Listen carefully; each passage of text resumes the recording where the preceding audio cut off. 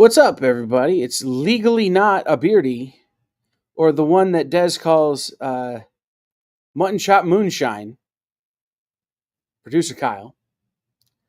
Des and Rich are seeing Superman. I was supposed to see Superman today, didn't get to, because, as some of you probably know, I am hospitalized. That said, when I found out we were going to do this show, we decided we were going to do a live sale. Again, I'm not anywhere where I have product.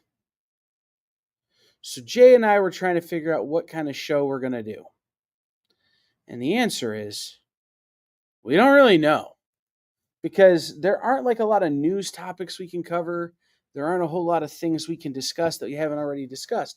So what we've decided to do is let you guys ask us things, let you guys steer the conversation, and from there, we'll see where we go. This is the Geek Chat.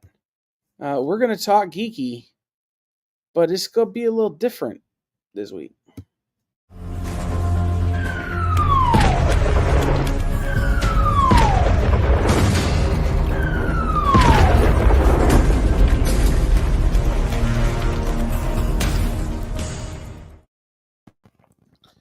Welcome into the Geek Chat, everybody. I don't know why the brand is not set up properly, Jay. I don't know what you did, but here we are. I blame you. Okay, that works. It worked last week when we were here. Anyway, we are here filling in for the Geek Chat. So, again, Beardy Rich and Beardy Des are off seeing Supermans, which I have not yet seen, but Jay has. So we are not going to talk about the Supermans. That will be next week on this show. So we'll save that one. We were going to do a live sale, but of course I have no product to live sell you, because of course I am not with my product. And so we are going to do an AMA. We're going to let you guys ask us any questions you'd like to ask us, talk about anything you'd like to talk about comic books, about the industry, about stories, about anything. And we will do our best to answer those questions. And I went out and tried to come up with a couple of topics that we could talk about to kind of get things going. And finding topics to talk about for this week was a nightmare. Yeah. I couldn't get to a local comic shop, and we didn't have any PDFs to read, so we don't have books we can review. So this show is going to rely real heavy on you guys driving the boat. Okay? It's an AMA. Jay, would you make a thing that says it's an AMA and put it at scroll it at the bottom? Yeah. This is an AMA show. You're gonna have to ask us anything, ask me anything, ask Jay anything. We will not talk about Superman.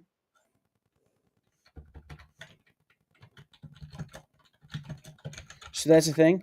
I noticed there were some people in the room who, when I said, "Hey, the show is up to you guys to drive the boat," they're like, "Screw this, we're out." Like, I saw the view numbers plummet. Oh. I get it. You guys don't want to.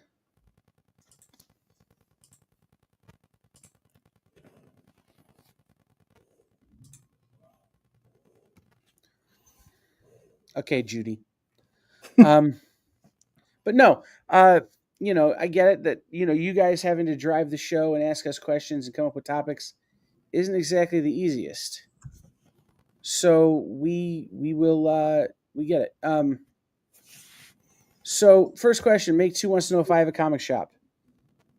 It's an interesting thing, Make Two, to answer that question. Do I have a comic shop? I do not have a building in which you can visit to buy comics. Do I have customers? Do I have clients? I absolutely do. Do I do... Beardy, Rich, and Des and I actually have a very similar business model. Rich and Des have a number of pull list clients that they still provide comics to from when they had their shop open, but they do not have an open shop anymore. I am similar in that way. What I do in terms of my business is I primarily do concierge comic service. So I have a big inventory of comics that I'm always buying and selling. Um, and then I get a few new issues every week specifically for my pull list customers. But because I don't have a big enough order necessarily to get books every week, I still have to go to a local comic shop and buy my books. So I usually get a shipment about once a month because that's when I meet the order minimum.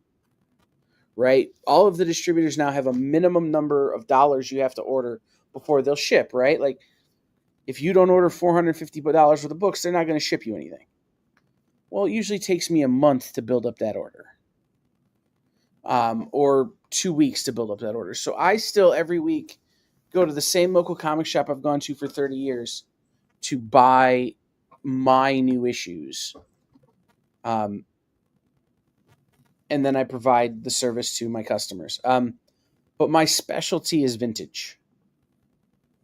My specialty is anything prior to 1975, really. Also, animals who do people things. But no, I don't have a traditional brick and mortar. I have a comic book business. I am a retailer, but I'm not a traditional retailer.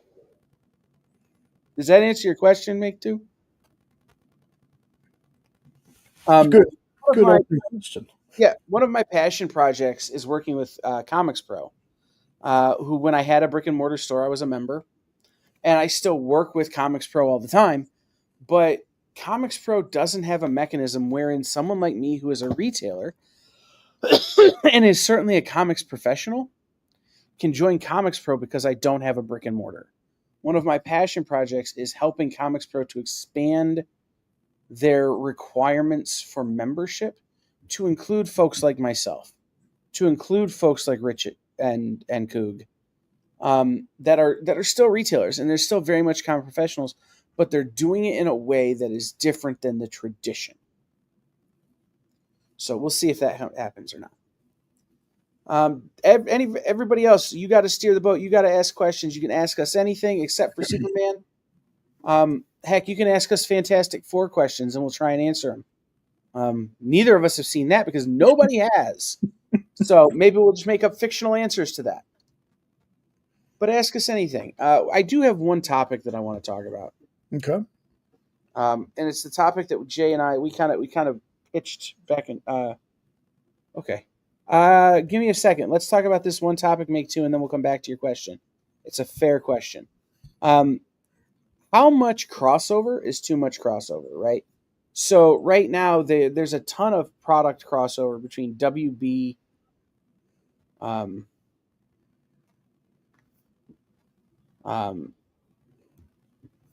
between WB and other companies promoting Superman. Right, I'm really in favor of the fact that if you go to the Friend Forever animal shelters, WB is paying for adoptions all month in honor of crypto. That's right. Like that's such a cool thing. Yeah. But they're also partnering with Krispy Kreme for Big Three: Superman, Batman, Wonder Woman donuts. How far is too far? Like, where do we draw the line, right? Like, is it like garbage bags? Is it adult novelty items? Is it Krispy Kreme? Where do we draw the line on these crossovers and how far is too far? What do you think, Jay? First of all, yes, the Krispy Kreme donuts they did were delicious. I have yet to eat the Batman and the Wonder Woman. Superman one, so good.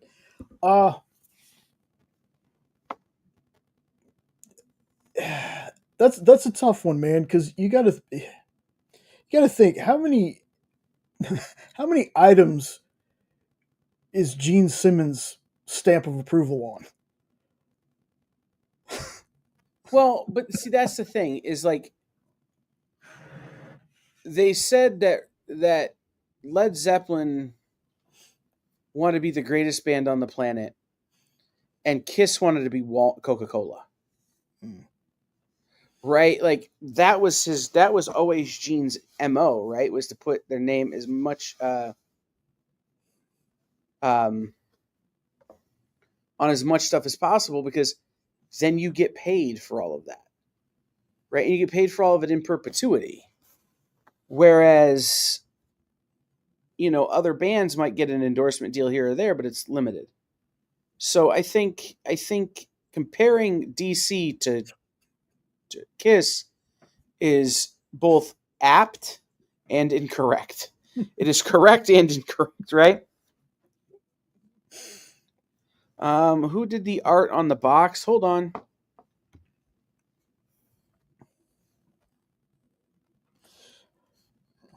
And I'm not keeping the box, in case anybody's thinking that. I'm not keeping the box.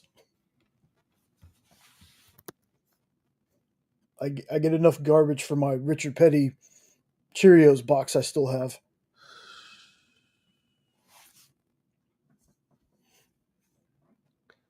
TJ, I don't know who did the art on the box. It appears to me as though it's New 52 Batman. Rebirth, or no, sorry. New 52 Superman, Rebirth Batman, and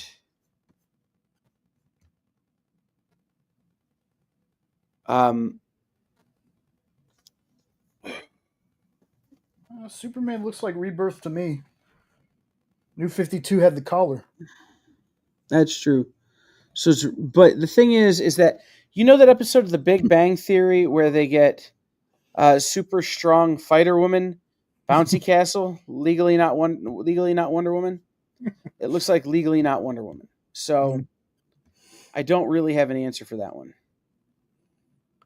So again, just something to talk about, like how do we get too far, or how far is too far. So Make Two asked me, do I use an app for inventory? I do. The inventory that you see on my sales shows is all in Overstreet Access, which is also what I use to price primarily for my live shows. I will look at Overstreet Access and I will look at sold listings on eBay and kind of compare and contrast, right? So I have some books that in Overstreet Access they're worth $5. But on eBay, the sold listings are $80. So what do? I kind of meet in the middle.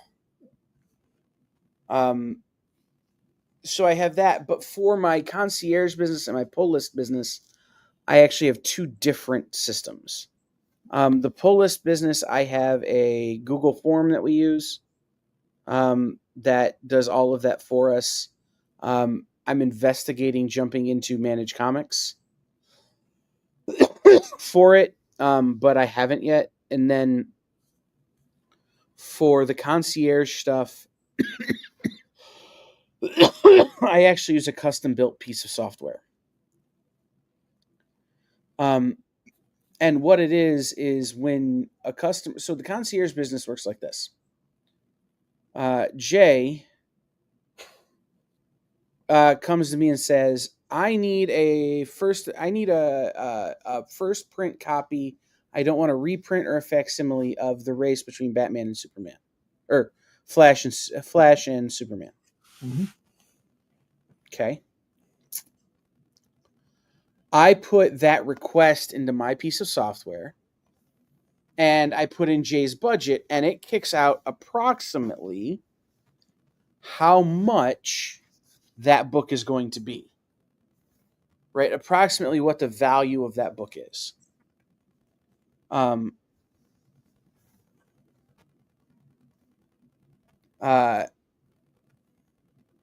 Then I have a list. And so as I work with my network of retailers and collectors or whatever, I say, okay, this is the list. Do you have this? How much do you want for it? And that kind of stuff. So I have a custom built piece of software for the concierge business. I'm looking at Managed Comics for a lot of it. But right now it's just three separate things. And it's because I have three separate arms, right? My live sale business, my pull list business, and my concierge business. So I keep them all separately. That way I don't get confused. Mm. Because I have attention deficit hyperactivity disorder. Easy for me to get confused. Mr. Nope, how do you guys feel about franchise comic shops? I'm still talking local, but say 4 locations, citywide scope. I have no feels. And here's what I mean. There are, and Jay, what do you think about this? I don't really have too much to say on it either. For me, it's more comic shops in a place, the better for me as a customer. Uh, I visit different local different comic shops around here, but having one like lower down, he says that the 4 kind of talk to each other. Mm-hmm. So if you missed out on one place, they'll call one of their sister locations and see if they have it. I think that's Right. I think that's fantastic. Right. So the reason I don't have an opinion about this is that in my experience, there are 2 kinds of franchise shops. There are good ones and there are bad ones. For instance, one franchise that I'm thinking of is all over the country, but they're all owned by the same family, right? They're all owned by one particular family. They're all run essentially remotely by the president of the company. But that president is very active. He still reads almost every book that comes out every week. He's at Retailer Summit. He's at Comics Pro. He's active in the forums. He's active having conversations. You may not agree or like him, but he's active in having those conversations. Then there's another chain that is one of the largest chains in the country. And the owner of that chain, who is still very vocal about how he thinks the business should work, is not reading, is not in his store. He sits remotely. Most of his stores are run by people outside of his family. He doesn't read. He doesn't show up to meetings, and when he does, he never actually goes to the meetings. He tries to corner people in the hall and have his conversations. Chains can be great. Franchises can be great because you can take a bigger risk. You can do a lot of things when you have multiple locations that you can't do when you have one shop. And some of that just is because you get better discount, right? You're ordering more product, you get better discount. Some of it is because you have the ability to, look at one inventory system for all the locations. Be like, I don't have one here, but I can have one tomorrow because I have one at my other store. Right? You have all of this ability. But the thing it does when you get into multiple locations, when you get into big enough chains, when you get into enough franchises, it takes away that ability to be personal. Right? The guy who owns the 3rd biggest chain in the country, I don't know that he could tell you 24 of his customers' names. But a 4 or 6 shop chain maybe could. Right? The other thing about, and you used franchise, but I'm going to assume you meant chains, right? Where you have multiple stores either in a city owned by the same group or multiple of the same store across, a region, is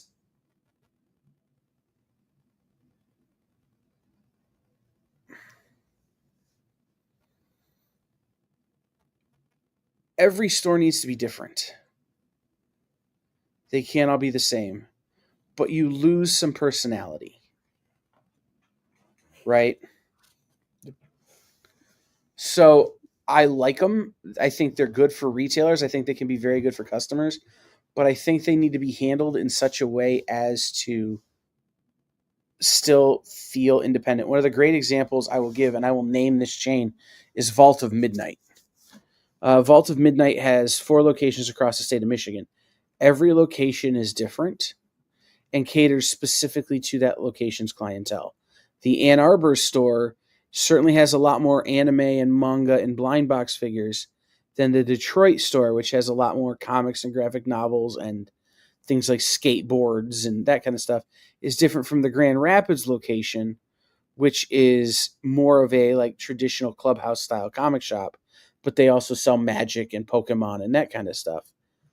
Is different than the other location, where it's primarily a big two shop.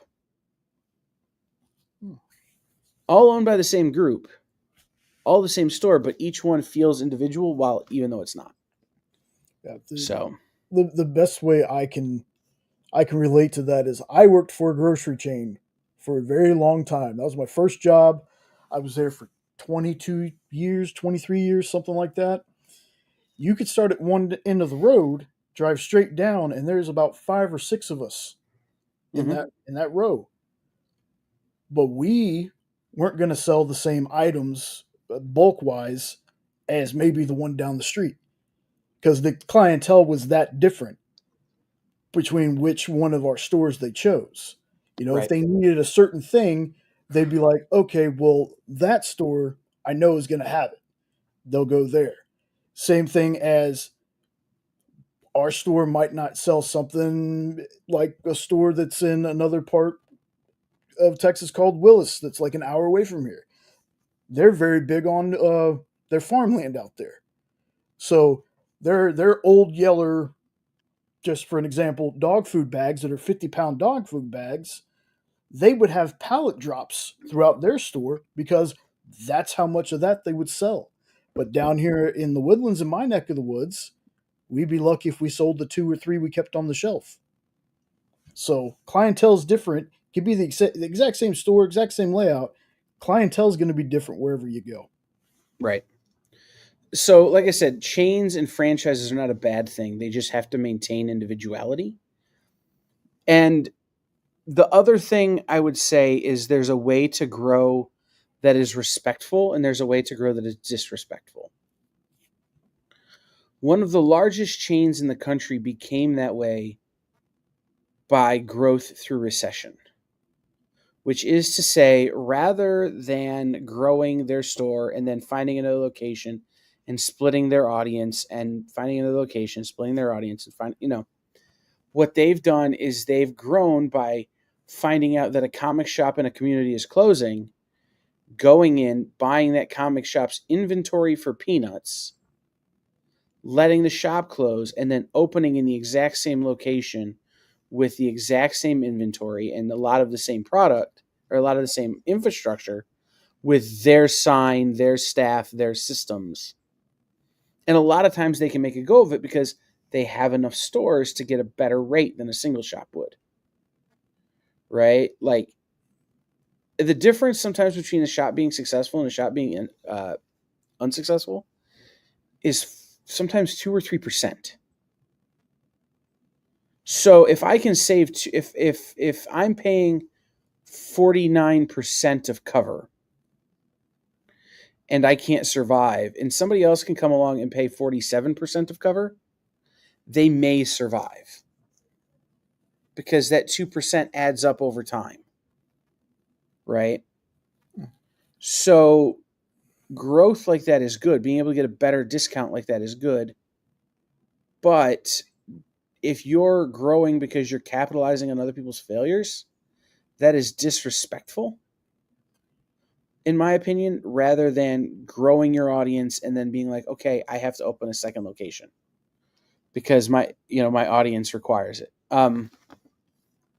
1 second. Okay.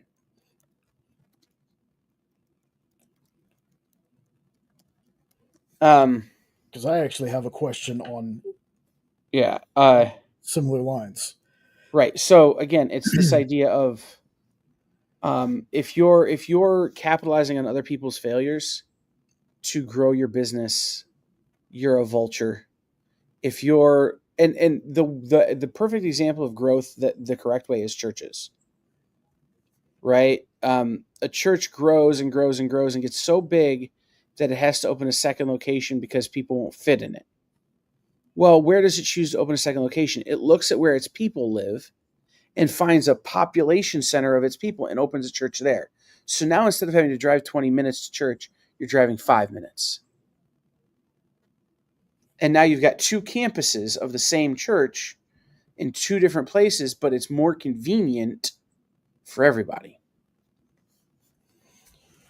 So let me ask this, because I don't know if this ever happens, but I'm kind of curious because, again, working in the grocery business, I've seen this kind of happen before. Those comic shops that are struggling. What if another comic shop, instead of going in there, buying their inventory, gutting them, opening up a new location, has there ever been a time where a comic shop has gone in and said, rebrand under our name, you keep your staff, keep all that stuff? Would that be kind of like a like growth, but But not in a why bad would way? you do that? Well, I don't.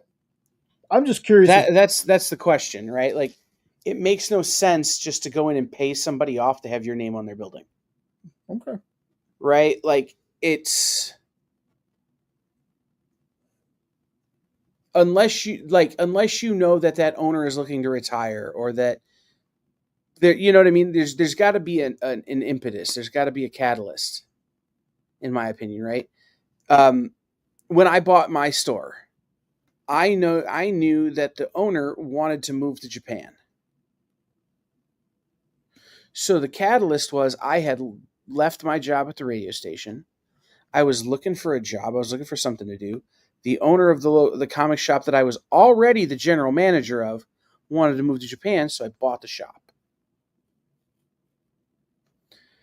I was not going to walk into another shop in my town that's successful and say, "Hey, let me give you a bunch of money to put my name on your building." Why would they do that? Unless they needed the money. Right? Because it's not like they have a bad reputation. They're already successful.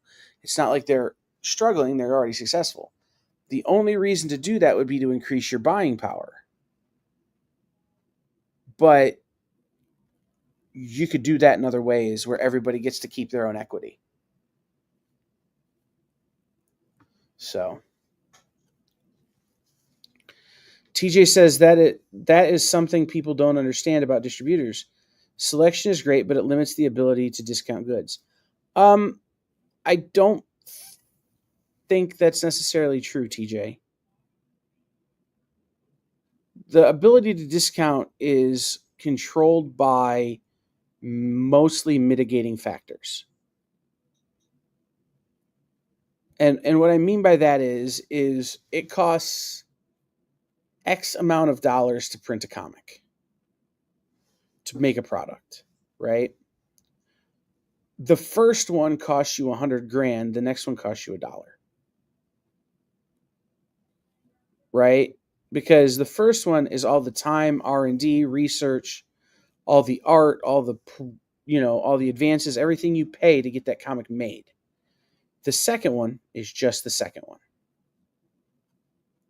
Does that make sense? So your cost of entry exists, and then you have to divide that by the number of books you're printing to figure out what your book costs you. So this is something I work on with indies all the time, and Henri's heard me give this spiel a million times, and it changed the way that he thinks about stuff. What does it cost Henri to make a War Lion issue? Well, it costs him whatever his time is worth for writing and editing the book. It costs whatever his artist page rate is, whatever his cover artist rate is, whatever his colorer's rate is, whatever his letterer's rate is. And you add all that together and you come up with a number. Let's just say that number is $5,000. Okay. Then he goes off to have them printed. So each book, let's just say, costs $1 to be printed, and he's going to print 1,000 copies. So that's another $1,000. So his cost is $6,000. He has to divide $6,000 across 1,000 comics. So that means his base cost is $6. to break even.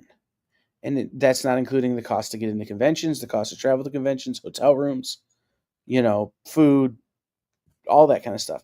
You have to add that on. So let's just say his base cost to break even is $10 a book. He can't sell that book for $8, or he's coming up negative somewhere, right? So he has to figure out what the market will then hold for his book. Well, if his book is 100 pages, full color, he could probably charge $15. So now his $10 cost is being cleaned up and he's making $5. When you get to large scale productions, right? When you get to Marvel and DC, those numbers get huge. Costs get higher, right? Per issue, but the number you're printing gets higher. And so because the number you're printing gets higher, your cost per copy comes down, right? So if you figure cost per copy has to double for people to make money, if it costs DC 50 cents to print a book, they have to get $1. Well, the distributor also has to make money. So DC needs to make $1. So they tell the distributor, we have to make $1. The distributor needs to make money. So they say, okay, we're going to sell. DC needs $1. We got to get $2. Right? So the cover price for this book, the market will hold a $5 cover price for this book. Okay, we got to get $2. It's worth $5, but the retailer also has to make 50%. So the most the retailer can pay is $2.50. So now if your discount is 50%, then the retailer actually starts losing money because they haven't factored in shipping and processing books and bags and boards and all this kind of stuff. Whatever goes into getting the book sold. The cost of the shelf space, the cost of the electrical to run the store, cost of the staffing, all of that. So your discount needs to be 50% or better. So now instead of getting a book that costs $2 out of the distributor and being able to sell it for $4, you've got a book that comes out of the distributor for $2 and you got to sell it for $5. So selection is great, but the ability to discount is based on cost per good, not necessarily anything else. And then the thing about that is that, again, these distributors, if you have 5 locations and each location sells 100 Batman, you're on your account ordering 500 Batman. Okay. Well, that's going to get you a break because the distributor and the publisher are going to have are going to make more guaranteed on your 500 copies. Right? I know I'm going to sell you 500. Instead of giving you a 52% discount, I will give you a 55% discount because you're guaranteeing me this money. So that's kind of the difference there. It's why Diamond wouldn't allow buying conglomerates. Right? So we wanted to start a buying conglomerate at one point, and Diamond wouldn't allow it because it allowed us to get our numbers up to the point where they are having to give us like a 60% discount.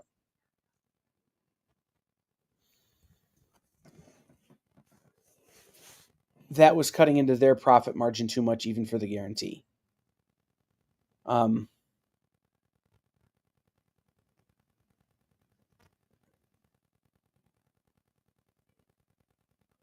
again, TJ, this is not necessarily true anymore.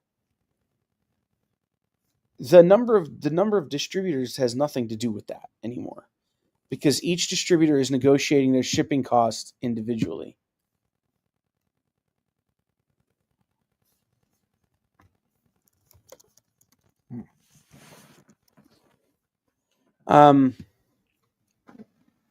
So anyway, so like Lunar is they've negotiated their price with UPS for their shipping, right? And it's 3% of total order or something, whatever it winds up being, right? So your shipping cost is based on how much you order. But it's 3% whether you order $100,000 or $1,000. Still 3%. Penguin Random House does free shipping over a certain dollar order. Or so you can either get a 50% discount in free shipping or a 55% discount in paid shipping. Well, if your shipping comes out to less than 5% of your total cost, then it makes sense to go with the bigger discount and pay for shipping. The days of this is an old methodology that has gone away since COVID, really. Do you have any ideas for your own comic story? The very short answer is yes. Jenna, I, and Sean have a pretty big universe we've been working on for a couple of years. Um, I'm also the weird guy that when I hear certain songs, certain music, I play them in my head as like movie scenes sometimes. So I mean, I have a whole freaking movie. I have the end of the movie already thought up because of a song. But yes, I have one that I'm not legally allowed to talk about. So be looking for that idea from Bad Bug. I wish, but no. Mm. um, I have several stories that I would like to do, but I'm not a writer. I'm also not an artist. My specialty is kind of what we do here, right? But I have ideas. So when I come up with an idea, I try to pitch it to a writer who I think can write it. And again, it's always, hey, I have this idea. You can have it if you want it. So to say I have ideas for my own comic story, technically yes, but no. Because I just don't have the skills to write it. I wrote a script for a commercial for the EXP yesterday, and it like made me exhausted. And Jay will tell you it wasn't that long and it wasn't that complicated. So it's just not in my skill set. Now, where I can help in the comic creation area of things is, again, marketing, ideas, but is in design. I have done for creators, probably, especially if you're around the EXP long enough, I've done things like trade dress design. I've done things like page layouts for books, right? Where they've already got the art, they've already got the colors, they've already got everything. They just need somebody to put it together so the printer can work with it. Well, I know how to do that. That's what I went to school for. I can design, oh, you need a logo for your comic? I got you. You need, to have corner boxes and stuff created? I got you. Again, you need layout design done? Okay, I can do that. But I'm not a writer. I'm not an artist. I'm a cog in a wheel as opposed to a person who spins it. Yeah, I mean that's fair. I'm an idea person. Like Right. I've often thought I could do comic lettering. Like I think I would enjoy doing lettering, and then I look at my handwriting and went, you know what? What else? Anybody else got any questions? We're doing an AMA here. Yeah. I'm going to check this email real fast and see if we have gotten a response. We have not yet gotten a response. I was going to say I might be able to announce who our special guest is tomorrow for Talking Shop. Or not Talking Shop, for Order Up, but I cannot. Because it is not yet confirmed. So what else? What else do you guys want to talk about? Ask us anything. We're doing an AMA. You can ask us about comic book business. You can ask us about the experience. You can ask us about Hydrosylum Comics. You can ask, but whatever you if you want to make YouTube videos, ask us about that. I mean, it's what we both do for all of our days.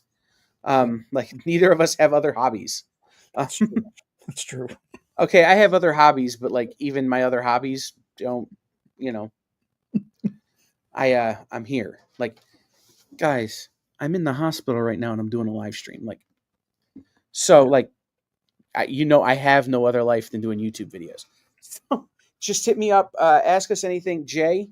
I'm gonna let you have the con for just a minute Yeah, because I while got I it. take care of some important stuff. Awesome. And then if you need to run a break, and we'll be right back. Okay.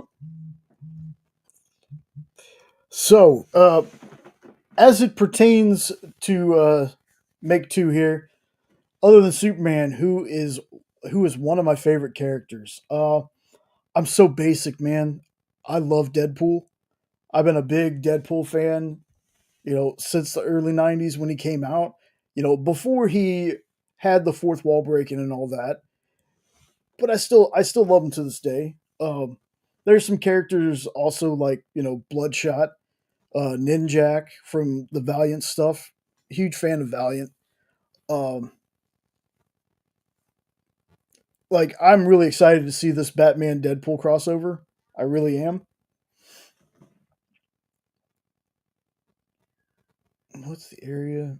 Ooh, I'm gonna have to wait till Kyle gets back to answer that one because I do not remember. Um, and then I have some like favorite villains. Look up a company named Comics Tribe. They have a villain named Oxymoron that I love so much. Imagine if Joker had killed their Batman. That's basically what this character is, and he eats faces. Uh,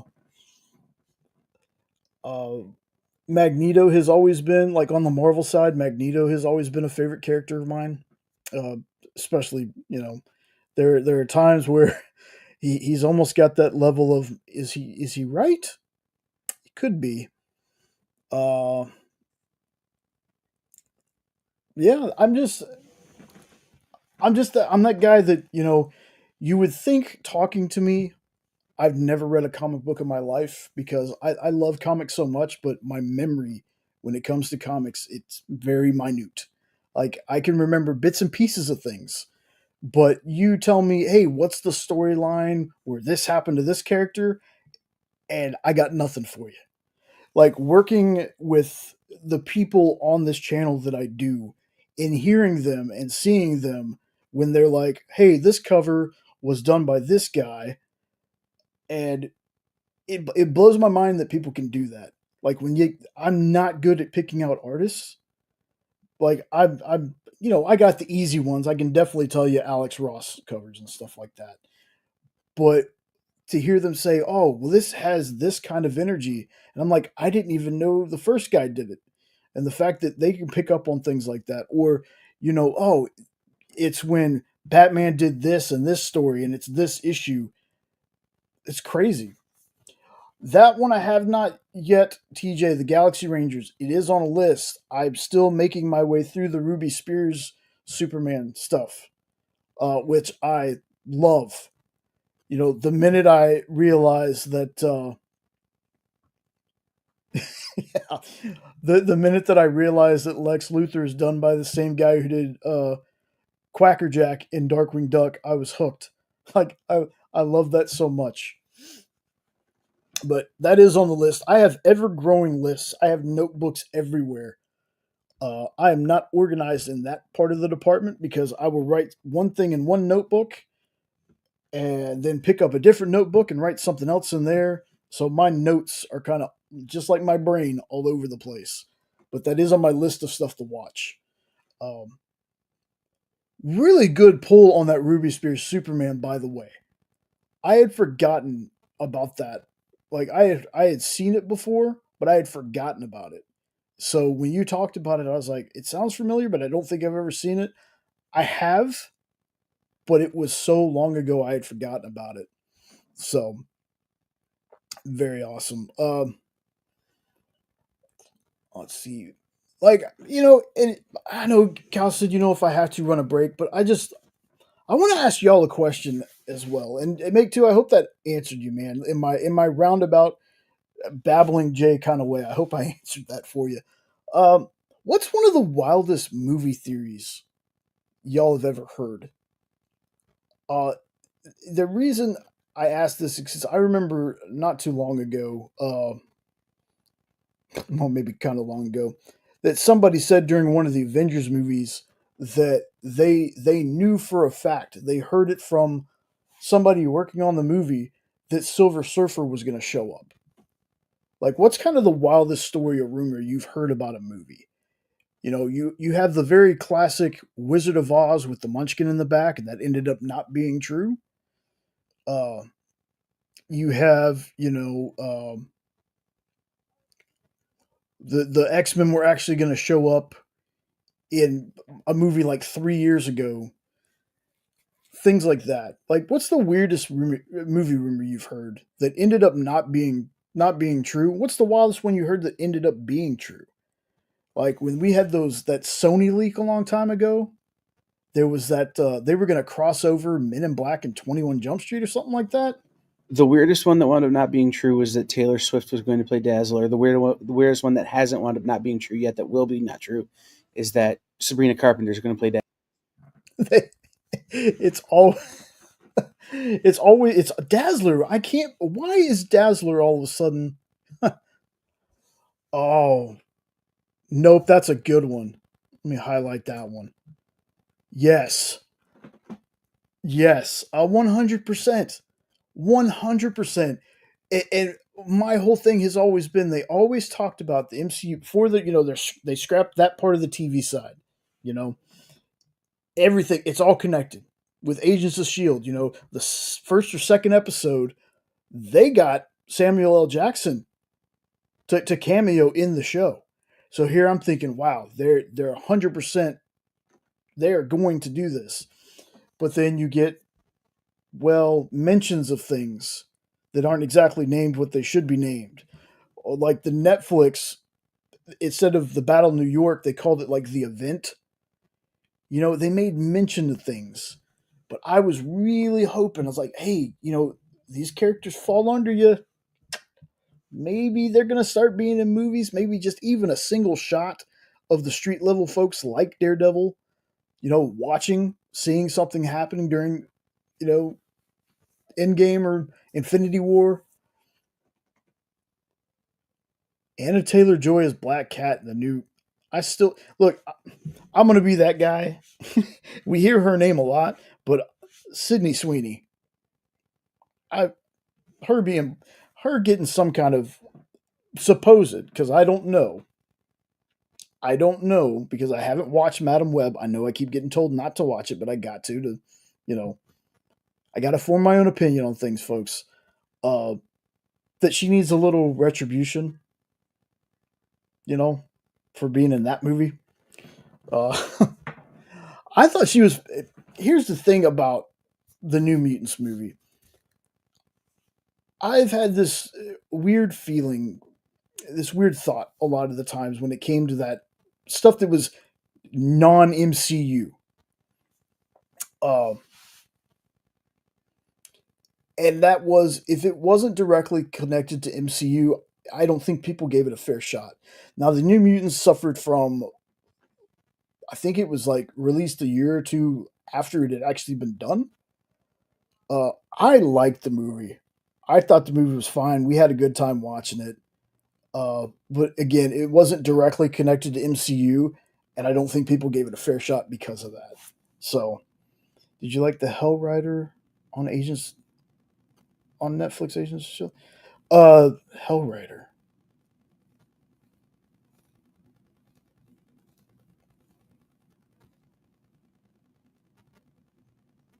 You mean Ghost Rider, like Robbie Reyes, the Robbie Reyes Ghost Rider? Because I definitely love that version, mainly because I love the version of him with the car. And to be fair to Agents of Shield, here's what I tell people all the time about that show: if you can make it through the first half of season one, no, you're good. You're good.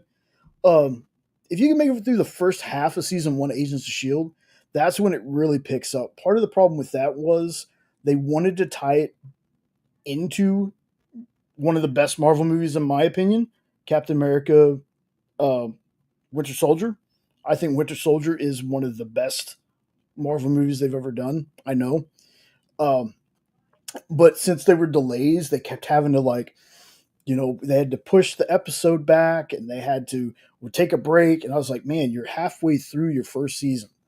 Not even halfway through, but the show hadn't been on long enough for people to be taking, for them to be taking that many breaks. Once it hits that it ties into Winter Soldier, and you get that big reveal of Hydra has infiltrated Shield and all this other stuff, that's when the show picks up for me. I really thoroughly enjoyed that show. I still need to watch the last season or two of it, but the stuff that I watched, I really enjoyed it. Yeah, I thought New Mutants was good. I needed more. I wanted more of those characters, but again, there was a bunch of stuff that Hulu was supposed to be doing. Uh, they were going to be doing a Howard the Duck show. I don't know if it was animated or if it was live action.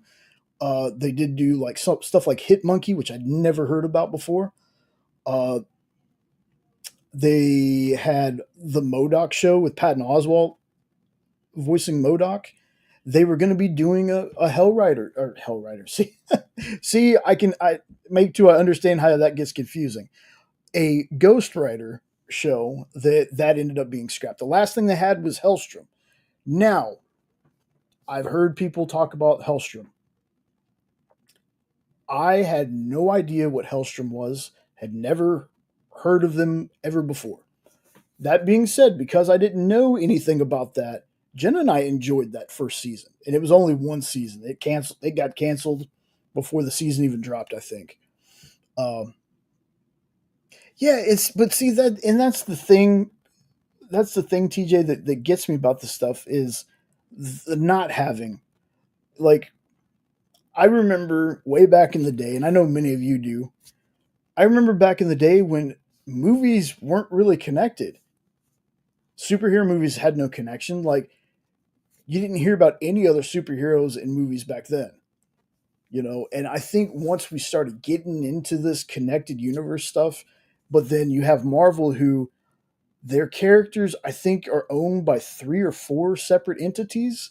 Like, that's the reason we can't get a Hulk movie, is because too many people own the rights, like, differently to Hulk. Like, Universal owns the actual movie rights, and then this person owns this kind of, like, it's always confusing to me. But you know, striking up the deals, I wish is something else they would have done too. I mean, look at the deal that they had with Spider Man. Spider Man, that's still Sony, I believe. Is it Sony? Yeah, I think it's Sony. It's still Sony, but they have a deal to make Marvel movies. And that's one thing I wish they would have done. I wish they would have been like, hey, you know what? Let's start bringing in, because we won't get into the Civil War of it all for me. That movie only I love that movie. I can watch it multiple times, but things about that movie make me mad. It's You didn't have enough characters to do this movie. You should have just waited. You should have waited. That's my opinion. I know a lot of people love Civil War. Um, yeah, and that's another thing. One-off shows. I think the special presentation. Whoop, sorry, y'all. I'm not usually on Thursdays. I had alarms set. Sorry about that. um, yeah, that's what. Okay, yeah, because somebody else owns like the movie rights or something. Uh, that's what I really liked about those presentations they've been doing. Like uh, the Marvel special presentations. I was a big fan of those. Like the two that they put out, the Guardians one. I'm kind of hoping. Like, I don't want DC to exactly copy Marvel, but yes, it is kickstart my heart. I I love Motley Crue. Uh, and that's one of the loudest alarms I have to wake me up. Um, I kind of want DC to do stuff like that because I'd love to see For the Man Who Has Everything, but I don't need a movie of it and I don't need a straight series of it. It'd be awesome to have, whoever they're going to choose for Batman and Wonder Woman and David Cornsweet's Superman, like having the 45-minute special presentation of the For the Man Who Has Everything, because I really dig that story, and I loved when they did it in. I can't remember if they did it in the Justice League cartoon or if it was the Superman Adventures. I can't remember where they did it, but I know that it's been animated before, and it's a really it's one of those stories that, again, it's a Superman story that just it hits you in the feels. If you've never read or seen For the Man Who Has Everything, it was jail. Thank you, TJ. If you've never seen that episode, if you've never read that, see if you can find it. It's one of my favorite things. I'd love to see stuff like that. I'd love to see Cat Grant's revenge after the Toy Man kills her son. There's stories within the DC universe, little mini stories that I really think the little presentation things would suit it better than trying to make a whole movie or a whole show out of it. Um, Again, we're not going to talk Superman, but there are things that you know there's things that I hope we see in this new universe. Um, I have always been a fan of both DC and Marvel when it comes to movie stuff. I've said that plenty of times before. I'm excited for Red Five Comics is going to have a movie out called Afterburn. I'm excited for that. Um, TJ, I think TJ mentioned it earlier. Uh, they dropped the trailer for Red Sonja from Dynamite, and I'm hoping that does well. I really am because again, I'm a what is it? Oh my God, Bridget Nielsen? Is it Nielsen or Nelson? Like Red Sonja from back in the day. I love that movie. I love that movie. Ernie Reyes Jr.'s in it. You got Arnold Schwarzenegger in it. Um, I'm excited for them to get started, and it's not because, again, it's not because Dynamite is one of the shows on the experience. Uh, they you know they make good books. They have great stories, and it's something different that's outside of not only DC and Marvel, but superheroes in general. So since it is an AMA, and y'all are just listening to me ramble right now, Kyle's probably thinking, "Dude, you should have taken the break." But this this is fine for me. This is fine for me. Let me ask y'all something out there. Is there a comic, whether it's superhero or not, whether it's Marvel, DC, or whatever publisher, is there a comic that you believe that they haven't done yet, you would love to make, love to have made into a movie or TV show?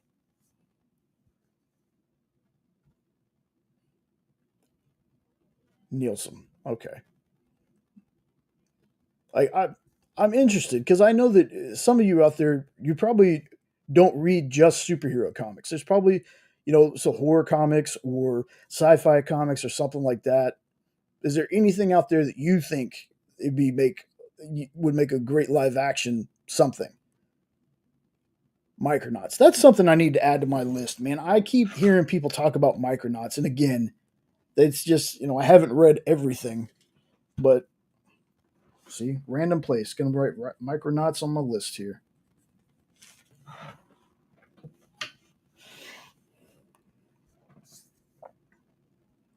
Because it's when I tell people that I want both of these universes, live action cartoons, all that stuff to succeed, it's so we can go outside of superhero comics. We can go outside of these two publishers and somebody be like, you know what?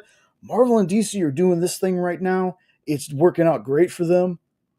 Let me go to this publisher. Let me go over here to this indie company and see if I can mine any kind of story. I know we talked about that a little bit the other day, um, but I'm just really curious. if there's if there's something that y'all are fans of comic wise that you just think, how has nobody made this into something? How's nobody done a series? How has nobody done a cartoon or anything?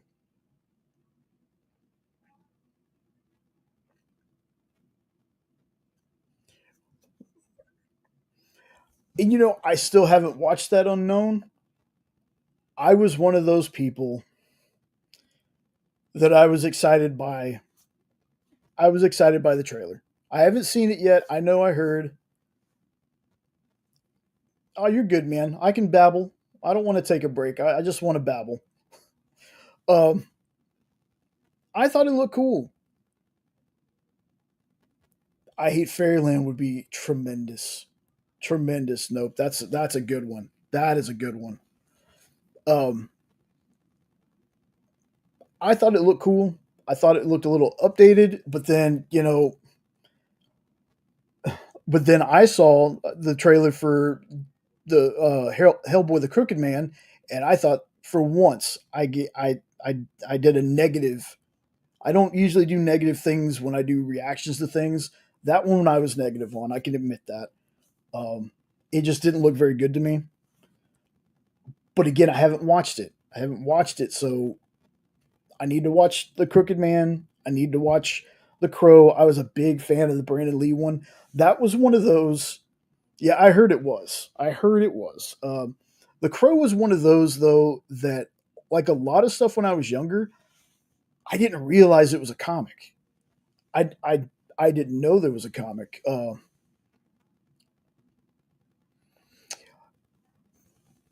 See, that's something that when people talk about Cartoon Network and things like that, I didn't grow up with that stuff because that was on cable, and we had basic TV at my house until I moved out at 18. So I've had to try to go back and catch up on things.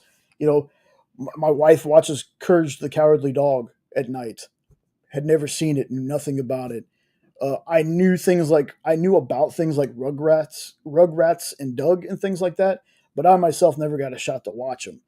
Now, for the Cartoon Network DC, are you talking about like how they went from Teen Titans to Teen Titans Go?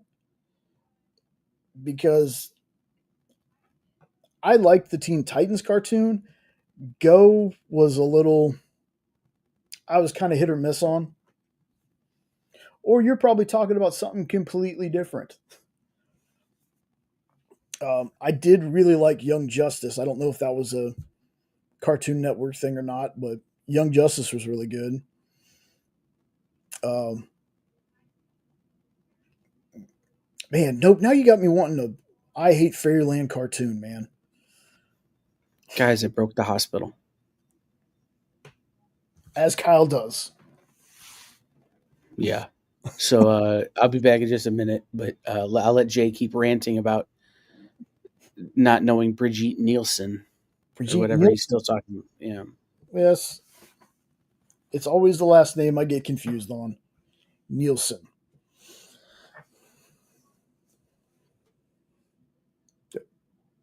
She only dated Flava Flav for a minute. You should know better. I know. I know. Green Lantern and Young. Oh, okay. Oh, that's right. Green Lantern did have like a what is that? It was it computer animated. I don't know what they call that animation style, but okay, I get what you're saying now. And see, I thought I never watched that one, but I really liked Young Justice. Like I really, Chuck, I hope not. I really liked Young Justice though. I thought that was a fantastic cartoon. Like that's the one thing I can always, without people hating on me, because I love the DCEU stuff. I'm digging what they're doing with the DCU, but that's one thing when I told people, man, the DC animated universe stuff to me has always been like top notch. Like those movies, I love the DC animated movies. I love them so much. Like there's some really good ones. Green Lantern's more the Pixar style. Okay. Yeah, I've seen that one. Wasn't I think that was called like Beware. I can't remember what it was called. I do remember seeing like trailers and stuff for it. But the DC animated stuff was fire. Like we own most of those. I did enjoy the MCU cartoons that were like the Disney ones. I know. I told somebody once I was like, man, I really liked the Ultimate Spider-Man show. Whoo, that didn't go over well with most people. Beware the Batman. See, I've again, that's one of those that I've seen pictures and things of that nature, but I've never actually watched it. Heck, I don't even think I've watched that one on Prime. They just, or is that the one for Prime? That might be the one you're talking about, or it might be something different. Ooh, a scary announcement. I know that Prime just had a show. Not just, but you know what I mean. Prime had a Batman show. Haven't watched it yet. Again, it's just we're coming to the age of there's so much stuff to watch, y'all. Like even outside of comic book stuff, there's so much stuff to watch. It's ridiculous. Of course, I find myself most of the time going back and just watching Darkwing Duck and Gargoyles on the Disney Plus app. So those shows still hold up for me.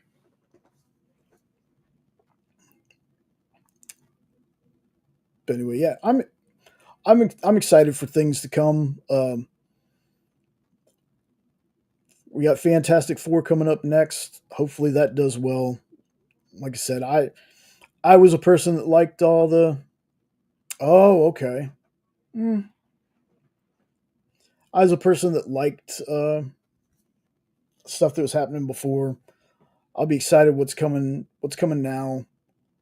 Um, I also like the. Somebody just told me this the other day too, and I forgot the other Fantastic Four movies. I wasn't a big fan of that one with Miles Teller, but the previous ones, the Michael Corman, the Roger Corman, I watch just because it's one of those things that if you've never seen it, you have to watch that movie at least once. The Roger Corman Fantastic Four, you have to watch that movie at least one time. Uh, to me, it'll give you an appreciation for the other movies. Yeah. See, and there's nothing wrong with that, man. See, you have the not excuse, but you get to say, "Yeah, I watched this because my daughter wanted me to watch it," which is awesome, by the way. But sometimes Jenna and I watch stuff that, honestly, at least I am too old to watch. Apparently, I will never be too old to watch cartoons, folks. Just throwing that out there right now. I will never be too old for my cartoons, or my superheroes, or my underwear on the outside. That'll never be a thing that I get tired of. Like I said, as long as somebody's making comics, I'm always gonna have comics.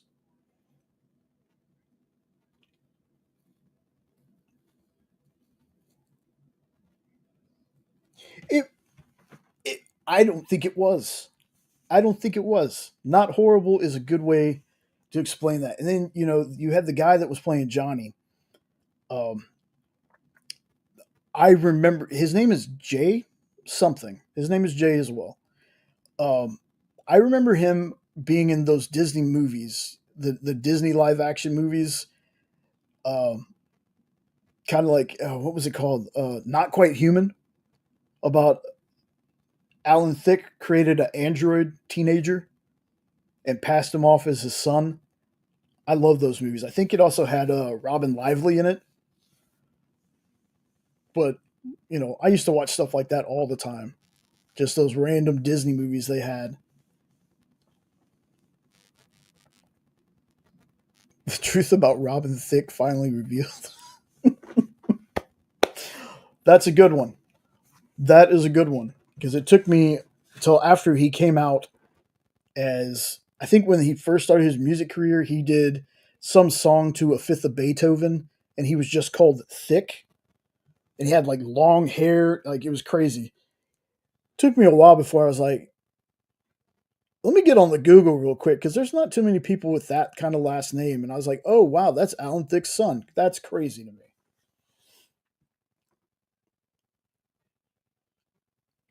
But yeah, Roger Corman, Fantastic Four for what they were trying to do, which was basically keep the rights. Uh, it wasn't bad. Definitely not the worst movie I've ever seen.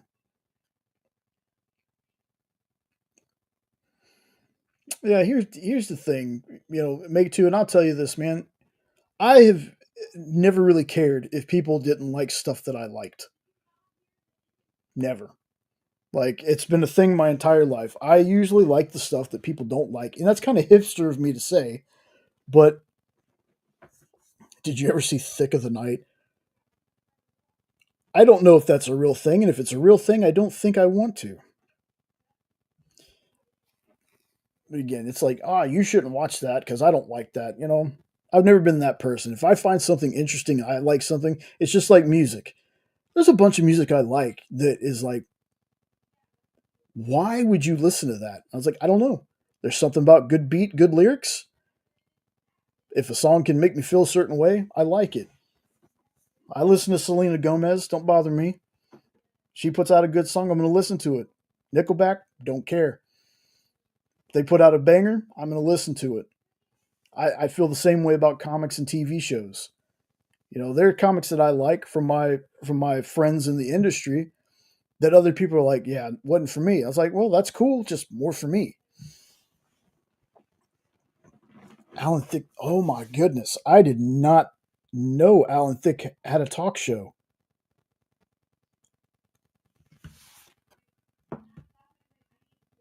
I did not know that, and I'm trying. My brain is now blanking. Growing pains. Growing pains. That was my first sighting of Alan Thicke.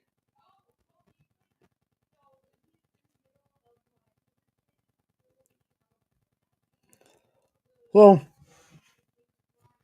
we're probably can wait till Kyle comes back. We'll probably be wrapping it up soon.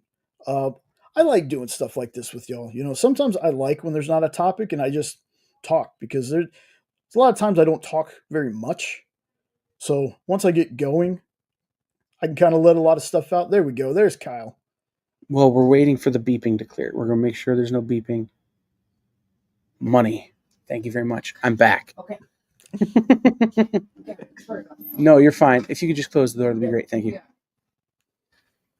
Oh, guys, I broke the hospital. Okay. So Alan Thicke wrote like the theme song to Growing Pains and several other like popular songs for sitcoms. Makes sense. That dude, and he wrote for like big time pop stars too. It was weird. And he put up with Kirk Cameron, so I don't get it. Okay, let's go back and talk about some other things. Okay. Great big scary announcement. Tomorrow's guest.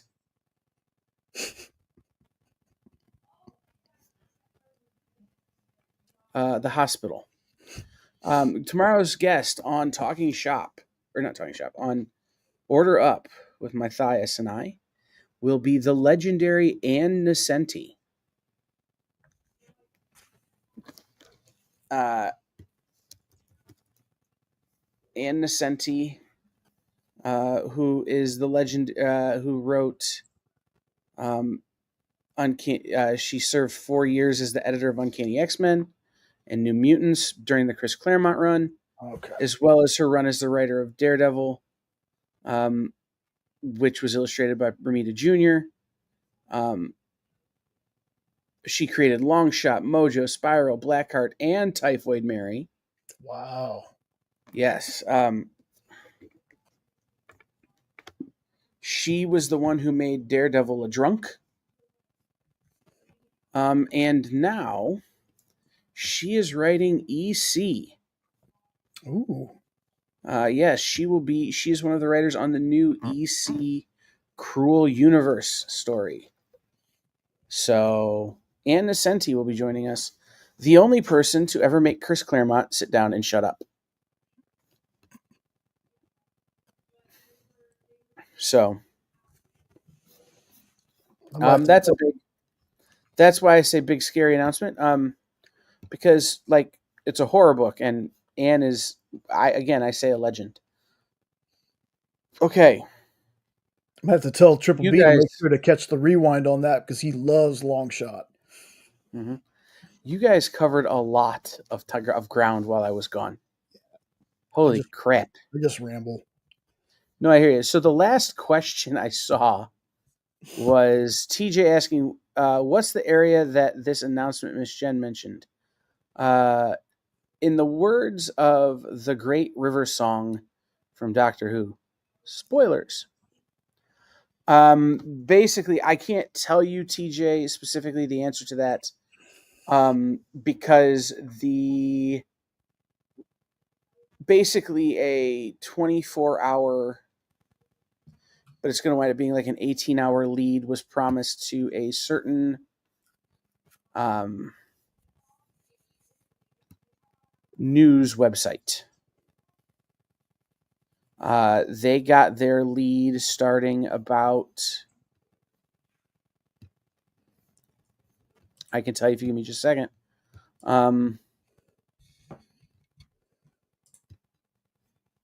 They got their lead right about 3 o'clock today. So we are going to. A mailer will go out in the morning, essentially, with the full announcement from us.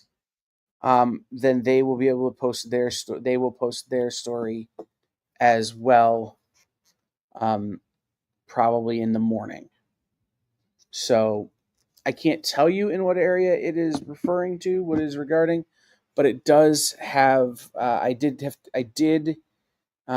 a favor. I was done a favor by a reporter from one of the major comic news sites, and as a return, I'm giving him an 18-hour lead before anyone else gets the information.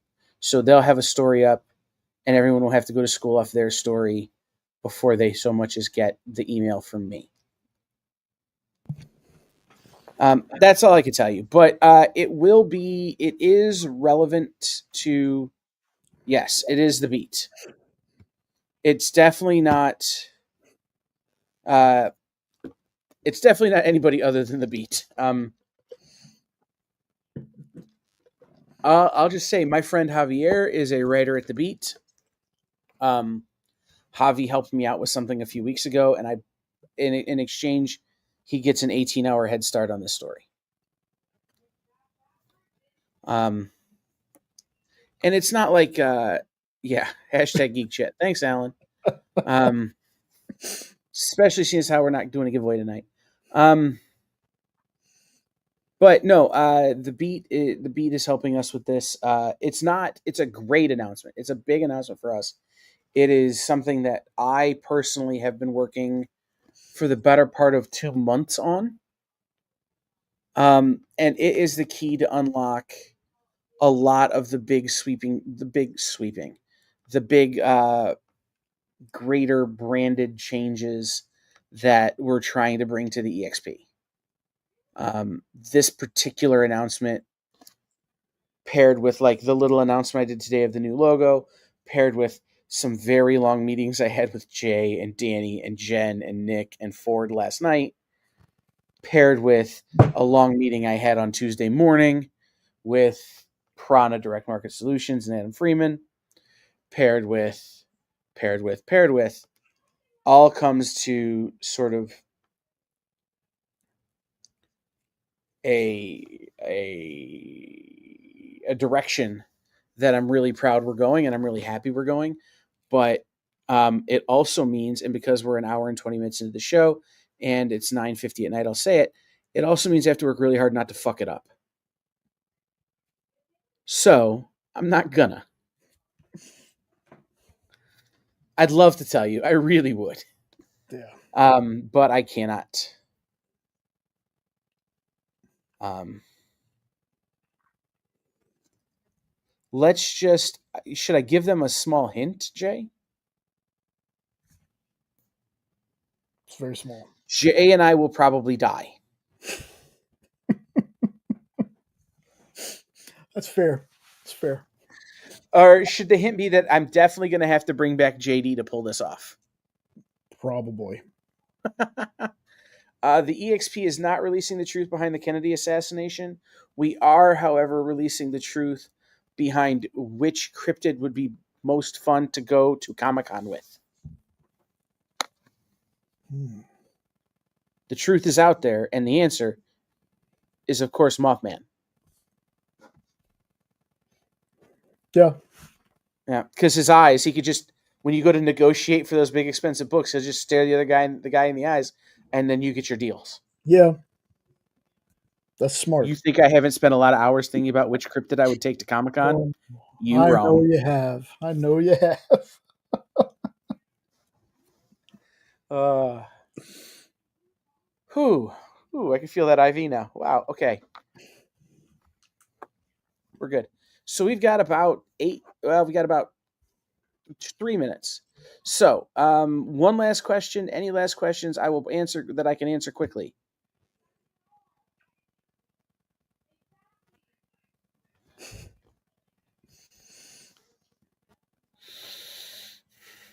No? All right. Well, guys, thanks for tuning in. Thanks for hanging out with Jay. Jay, thank you for carrying the weight, my friend, and rambling while I, again, broke an entire,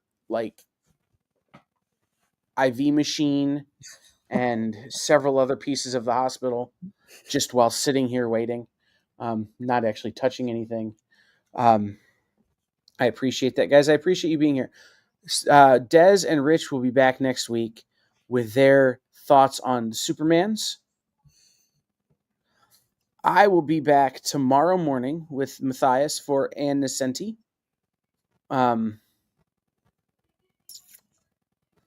For on Order Up. Nick will have a bunch of art tomorrow night on the art show to the point where he'll just be going, "Do you want this one? Do you want this one? Do you want this one? Do you want this one? Do you want this one? Do you want this one?"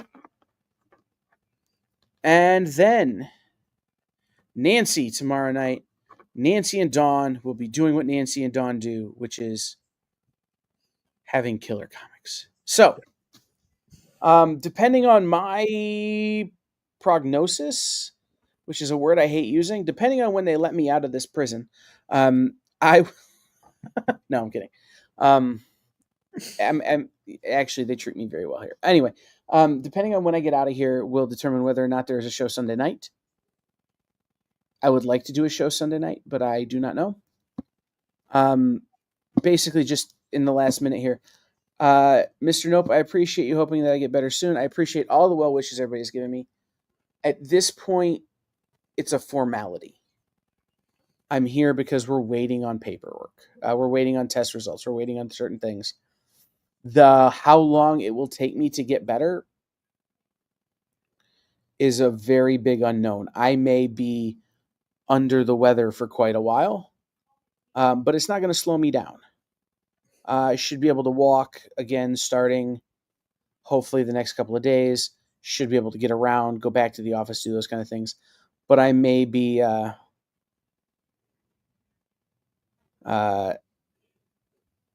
unknown. I can't leave this room.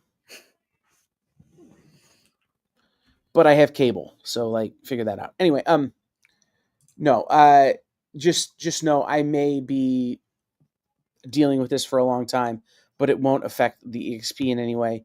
It may just mean that while I'm off the air, I'm sitting here injecting things into myself and slowly becoming the demon Bane. Yes. Yeah. You merely adopted the infection. I was born into it. Oh, no. Stay tuned for Sketch Up with Mel and Morg here on the Experience.